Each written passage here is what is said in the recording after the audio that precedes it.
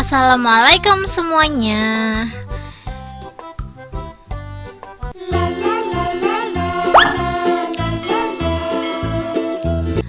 Langsung aja di langkah pertama. Di sini aku udah siapin wadah. Aku bakalan masukin 1 butir telur ya. Ini 1 butir telur, langsung aja aku masukin semuanya. Lanjut aku bakalan masukin 100 gram gula pasir. Di sini untuk gulanya aku pakai gula pasir biasa ya, tapi kalau kalian mau di blender boleh banget. Karena di sini aku nggak blender, jadi aku bakalan kocok sampai gulanya agak larut ya. Kalau disuruh larut banget ini susah banget ya teman-teman ya. Jadi gula kalau cuman pakai telur aja dia susah larutnya. Jadi kita kocok lepas aja seperti ini sampai gulanya itu agak sedikit larut. Tapi kalau kalian takut dianya tuh kayak ada teksturnya nantinya, aku saranin di blender dulu ya. Tapi menurut aku walaupun gak di blender, asal kita ngocoknya dia tuh lumayan larut, dia tuh nggak bergerindil gitu loh teman-teman. Nanti pas kalau udah kuenya itu matang, jadi kita kocok aja kurang lebih seperti ini. Walaupun telurnya berbusa nggak apa-apa ya teman-teman ya, pokoknya dikocok terus aja. Kalau menurut kalian gulanya udah agak sedikit larut, kita tambahin 1 sendok teh garam, 50 gram margarin. Ini untuk margarinnya bisa diganti butter atau apa. Kalau aku sih yang murah-murah aja ya teman-teman ya. Soalnya seperti yang aku jelasin kemarin-kemarin, aku masih belum nemuin perbedaan gitu loh teman-teman. Kalau kita pakai margarin ini, butter ini, itu tuh belum nemuin rasa yang berbeda gitu loh. Jadi menurut aku untuk margarinnya disesuaikan aja sama selera kalian. Aku nggak bisa ngasih rekomendasi karena aku belum punya margarin yang menurut aku enak. Ini tetap ya kita kocok aja seperti ini. Bisa pakai mixer kalau kalian nggak punya whisker, tapi aku saranin banget kalau nggak punya whisker bisa pakai sendok ataupun garpu ya teman-teman ya. Jadi nggak harus pakai mixer. Kalau pakai mixer juga boleh, tapi menurut aku mixer itu agak sedikit heboh gitu loh. Jadi diaduk biasa aja teman-teman. Pokoknya dia tuh tercampur rata aja. Kalau udah tercampur rata, kita baru masukin bahan berikutnya.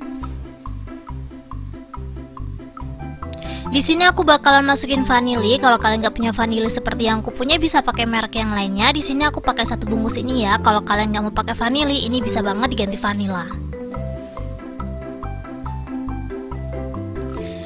Ini tuh udah takaran pas gitu loh teman-teman. Kalau pakai yang kecil kayak gini, 1 bungkus dimasukin semuanya aja. Kalian bisa lihat ini tuh isinya juga nggak terlalu banyak. Jadi langsung aja kita masukin. Lanjut di sini aku ada beras ketan, tepung beras ketan ya teman-teman ya. Ini kurang lebih aku pakai 250 gram, 1 bungkus santan kara. Ini bisa pakai merek apa aja sih. Kebetulan di sini aku pakai santan kara. Ini aku bakalan ngaduknya pakai tangan ya teman-teman ya. Dipastiin lagi tangannya juga udah bersih dan dipastiin lagi tangannya juga udah kering. Ini tangan aku udah dicuci dan udah kering juga. Jadi langsung aja aku mulainya pakai tangan. Untuk santan karanya ini masukinnya step by step ya teman-teman ya. Jangan langsung dimasukin semuanya. Soalnya kalau dimasukin semuanya takutnya itu dia nanti terlalu encer gitu loh. Jadi kita masukinnya bertahap biar adonannya ini pas gitu loh. Jadi nggak terlalu cair dan nggak terlalu keras gitu. Makanya di sini kan aku mulainya pakai tangan biar aku tuh tahu teksturnya kayak gimana. Jadi kalau kalian buat ini jangan sungkan-sungkan ngaduknya pakai tangan ya teman-teman ya. Kalau ini nanti pun adonannya itu masih keras dan santannya udah habis seperti yang aku punya ini boleh banget ditambahin air biasa ya. Karena ini kan santannya kental banget ya teman-teman ya. Seharusnya tadi di mix pakai air di awal, cuman karena aku nyari simpelnya aja, nanti aku bakalan tambahin air biasa kalau menurut aku adonannya tuh masih keras. Jadi ini kita ulainin aja seperti ini. Sambil nungguin aku ngulainin adonannya ini, aku mau ngingetin buat teman-teman yang suka sama video aku, kalian jangan lupa untuk klik like, komen, dan subscribe ya teman-teman ya. Buat kalian yang udah subscribe, thank you banyak. Jangan lupa komen-komen di next video aku harus buat apa, dan jangan lupa support aku dengan like sebanyak-banyaknya.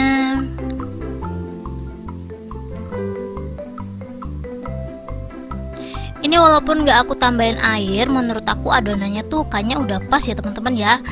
Dan kalian bisa lihat sendiri, ini tuh adonan aku tuh gak terlalu berat dan gak terlalu kering. Kalau menurut kalian adonannya udah pas, udah bisa dipulung juga, ini kita langsung aja siapin cetakannya.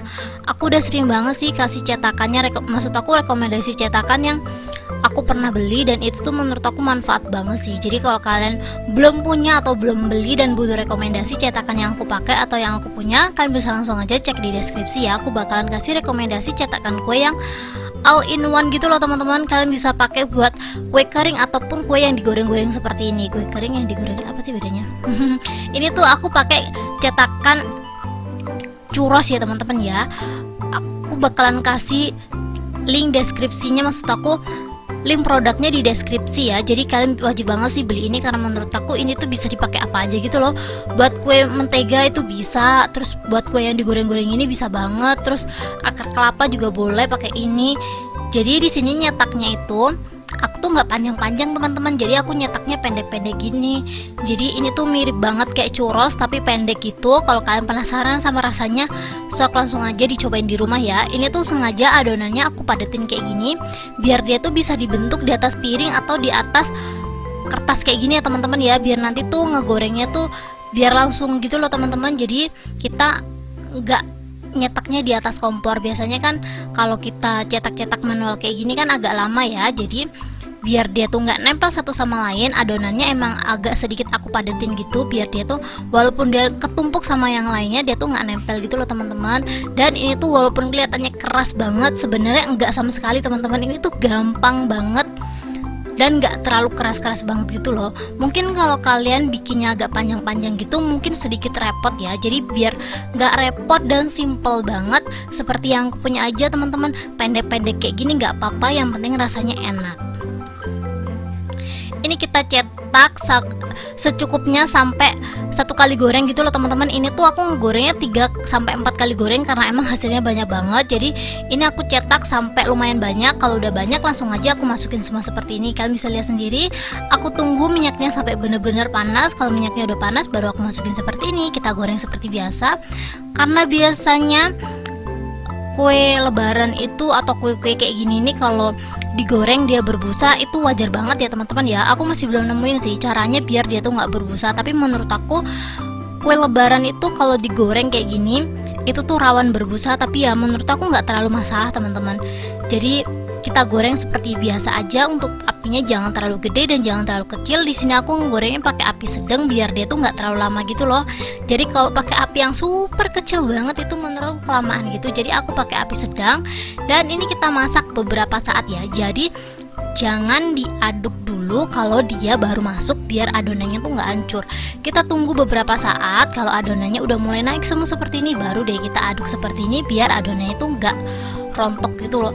Aku sering banget lihat orang-orang gagal buat kue tuh masih baru dimasukin langsung diaduk, dan itu tuh bikin adonannya tuh gampang hancur gitu loh teman-teman. Biar nggak hancur tuh ditungguin beberapa saat seperti yang aku punya tadi. Kalau udah naik semuanya dan udah mulai kaku baru deh diaduk-aduk sampai dia tuh kecoklatan seperti ini, dan dipastiin lagi gelembungnya itu berkurang banyak ya teman-teman ya. Maksud aku kayak minyaknya tuh udah tenang baru kita angkat dan tiriskan. Ini tuh minyak aku udah tenang, kalian bisa lihat sendiri ya. Tadi kan busanya banyak ya, sekarang tuh busanya udah berkurang dan minyaknya juga tuh gelembungnya udah berkurang banyak banget. Itu tandanya kadar airnya udah habis, dan ini tuh kuenya kalau kadar airnya bener-bener habis bisa disimpan 2-3 bulan. Ini menurut aku kecoklatannya udah pas banget, cantik banget. Jadi langsung aja aku angkat dan tiriskan. Simple banget ya teman-teman ya. Buat kue lebaran tuh sebenarnya yang pertama tuh niat, bukan resep. Kalau resep mah simple banget, bahannya tuh nggak sampai yang ribet-ribet banget, asal kita tuh niat ya teman-teman ya. Soalnya kalau buat kue lebaran tuh kan kecil-kecil dan banyak gitu loh hasilnya. Jadi kita tuh niat dan laten itu insya Allah jadi ya. Kalian bisa lihat sendiri. Ini kalau baru masuk jangan langsung diaduk pakai spatula. Kita tunggu sampai beberapa saat baru diaduk. Dan ini dia hasilnya setelah aku goreng semuanya. Kalian bisa lihat sendiri ini tuh super krenyes. Dan sayang banget teman-teman, aku tuh pas buat ini dia tuh udah imsyak gitu. Aku jadi nggak bisa cobain, ini ala-ala aja. Sebenarnya aku nggak nyobain teman-teman, tapi ya gimana ya, gak apa-apa lah ya, aku tunjukin aja kalau ini tuh renyah dan manisnya juga pas banget. Jadi buat teman-teman yang bingung nih mau buat kue lebaran apa, sok cobain ini karena resepnya tuh cukup 1 butir telur jadinya sebanyak ini. Ini aku tunggu dingin sampai dia bener-bener dingin. Kalau udah dingin langsung aja aku masukin ke dalam plastik ini ya. Ini tuh plastik OP yang tebel gitu, ukurannya 18x30. Kalau kalian mau jualan ini boleh banget sih diikutin rekomendasi aku, karena lebaran masih ada waktu lagi ya teman-teman ya. Jadi ini nggak langsung aku masukin toples, jadi aku masukin dulu ke OP kayak gini. Kalau dimasukin OP yang tebel kayak gini terus kita tutup rapet, insya Allah dia tuh tahan 2 bulanan gitu loh teman-teman. Pokoknya 2-3 bulan ini masih oke banget, nggak apek sama sekali ya, asal kita tuh pakai minyak goreng yang kualitasnya tinggi. Maksud aku kayak bukan minyak bekas gitu loh teman-teman. Setelah aku masukin semuanya, langsung aja aku infuse sealer kayak gini. Jadi kita press kayak gini biar dia tuh lebih awet dan bisa tahan 2 bulan. Kalau kalian butuh rekomendasi plastik sama sealernya ini, kalian bisa langsung aja cek di deskripsi ya.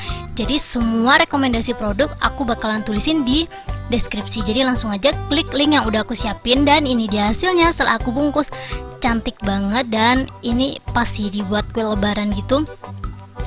Rasanya tuh enak gitu loh teman-teman. Jadi manisnya pas, gurih, dan bentuknya juga cantik banget. Cara pembuatannya juga simple. Jadi buat teman-teman yang mageran seperti aku, sok cobain kue lebaran ini, simple dan cepet banget, hasilnya juga banyak. Thank you buat kalian udah nonton.